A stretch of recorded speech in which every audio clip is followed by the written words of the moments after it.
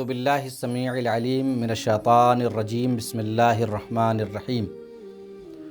محترم ناظرین، السلام علیکم ورحمۃ اللہ وبرکاتہ۔ ہمارا موضوع ہے قرآن مجید کی عظمت۔ اب ظاہر سی بات ہے، یہ مہینہ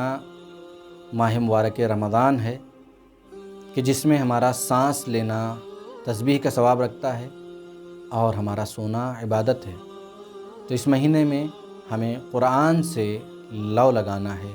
قرآن سے نزدیک ہونا ہے، قرآن سے تقرب کو حاصل کرنا ہے، کیونکہ جو شخص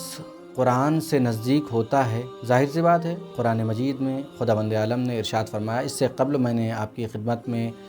عرض کیا تھا کہ قرآن مجید کی عظمت کے سلسلے میں خداوند عالم نے خود قرآن مجید میں ہی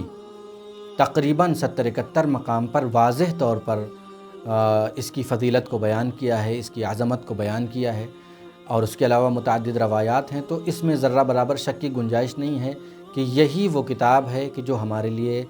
ہدایت کا سبب بن سکتی ہے۔ جو کتاب ہمارے لیے ہدایت کا سبب بنتی ہے، ہمیں اس سے قریب ہونا ضروری ہے، کیونکہ دور سے ہدایت لینے میں دشواری ہوتی ہے۔ ہدایت کو لینا ہے تو نزدیک سے ہدایت کو لیں، اور یہ مہینہ خاص طور سے ماہ مبارک رمضان کا مہینہ ہے کہ جس میں ہم چاہیں تو اس مہینے میں غنیمت جانیں اور زیادہ سے زیادہ خداوند عالم کے خداوند عالم کی اس کتاب کی تلاوت کریں جو ہمارے لیے ہدایت کا سبب ہے۔ خداوند عالم خود قرآن میں ارشاد فرماتا ہے کہ ذالک الکتاب لا ریب فیہ، یہ وہ کتاب ہے کہ جس میں ذرہ برابر شک و شبہے کی کوئی گنجائش نہیں ہے، اور پھر اس کے بعد فرماتا ہے ھدی للمتقین، یہ متقین کے لیے ہدایت کا سبب بنتی ہے، متقین کے لیے ہدایت ہے۔ اب جب ہم ہدایت کو ڈھونڈتے ہیں، تلاش کرتے ہیں، ظاہر سی بات ہے ہم سب چاہتے ہیں کہ ہم گمراہی سے اپنے آپ کو محفوظ رکھیں، اپنے آپ کو بچائیں۔ اب جب گمراہی سے ہم اپنے آپ کو محفوظ رکھنا چاہتے ہیں،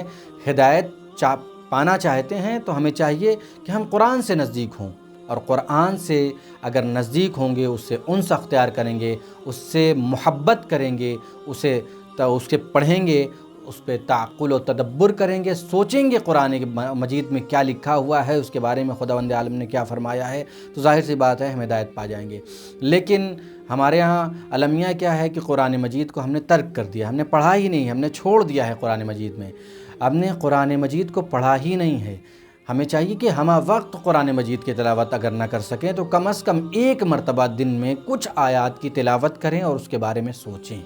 لیکن نہیں، ہمارا المیہ یہ ہے کہ ہم قرآن سے کافی دور ہو چکے ہیں۔ حتیٰ ماہ مبارک رمضان آ گیا ہے، بہت سارے ایسے افراد ہیں جنہوں نے ابھی تک قرآن کی تلاوت نہیں کی ہے۔ البتہ ایسے افراد زیادہ ہیں کہ جو ماہ مبارک رمضان میں قرآن مجید کی تلاوت کرتے ہیں، اور وہ انشاءاللہ خداوند عالم انہیں ہدایت کا راستہ دے گا اور انہیں گمراہی سے محفوظ رکھے گا۔ ہمارے ہاں ماحول کریٹ ہونا چاہیے، ہم جیسے پہلے ہمارے بچپنے میں اور اس سے پہلے سنتے آ رہے ہیں کہ لوگ اپنے گھروں میں تلاوت قرآن کا اہتمام کرتے تھے، انتظام کرتے تھے، اور اکثر گھروں سے قرآن مجید کی تلاوت کی آواز آیا کرتی تھی۔ لیکن آج ہمارا المیہ اور درد یہ ہے کہ اس سے ہم دور ہو رہے ہیں، اس کی جگہ پر دوسرے ساز و سامان اکٹھا ہو رہے ہیں جو شیطان اور لہو و لعب کا سامان ہے، جو ہمیں نقصان پہنچا سکتا ہے، جو ہمارے لیے نقصان کا سبب رکھتا ہے۔ لیکن اس کے باوجود بچہ پیدا ہوتا ہے،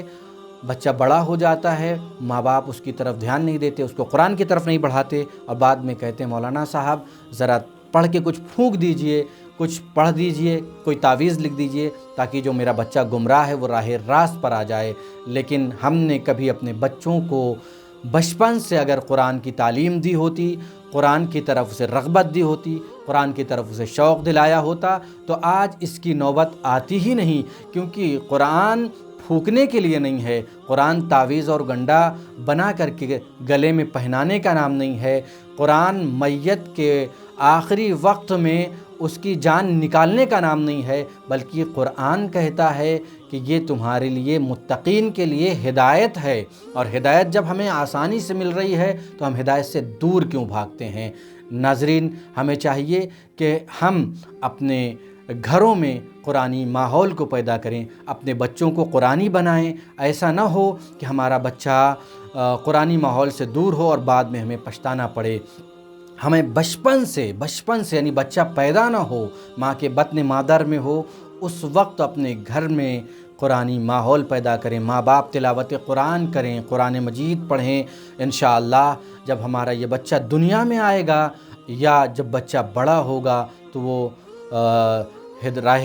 راست پر ہوگا، ہدایت یافتہ ہوگا۔ ہم پروردگار عالم سے دعا کرتے ہیں، پروردگار اس ماہ مبارک رمضان میں ہم سب کو توفیق عطا فرما کہ ہم زیادہ سے زیادہ قرآن مجید کی تلاوت کر سکیں اور قرآن مجید کی تلاوت کر کے خداوند عالم کو راضی رکھ سکیں۔ وصلی اللہ علی محمد وآلہ الطاہرین وآخر دعوانا الحمد للہ رب العالمین۔